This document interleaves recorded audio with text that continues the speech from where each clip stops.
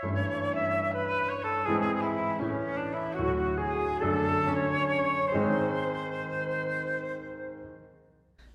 and welcome to an online gallery talk at the Gregory Allicar Museum of Art at Colorado State University. I'm Dr. Catherine DiCesare, Associate Professor of Art History in the Department of Art and Art History at Colorado State University, and an Associate Curator of Early Modern European Art at the Allicar Museum. Today, we'll be visiting some of the important works held in the Hartford-Tandstad galleries at the Allicar. The first room in the Hartford-Tandstad galleries is entitled Global Encounters. The early modern period saw the development of global economies and the emergence of colonial imperialism. The works in these galleries speak to issues of cultural contact, the politics of land, and expressions of power. Intersections of different culture groups sometimes resulted in benefits to the parties involved, while other encounters reflect a clash of cultures indicative of imbalanced power relations.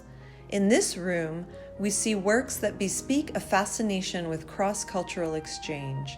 This kind of dialogue can happen on a public scale, as with grand portraiture, or can be maintained quietly by means of private correspondence across long distances.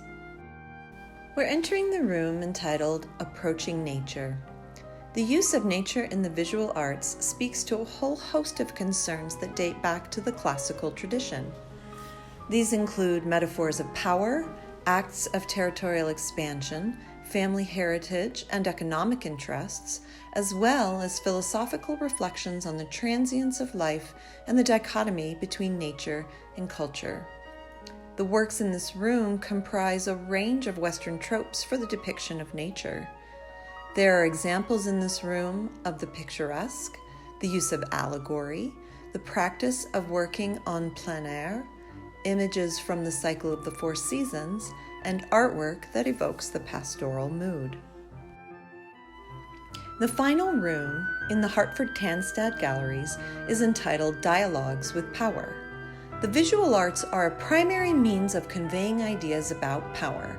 This can take the form of portraiture, religious iconography, and the decorative arts, examples of which appear in this room.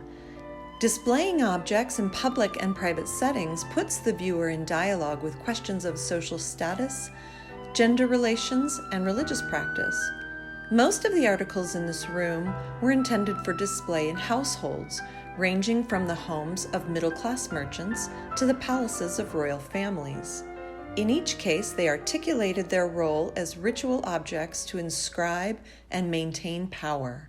The theme of power speaks across cultures, as evidenced by the displays in the other galleries as well.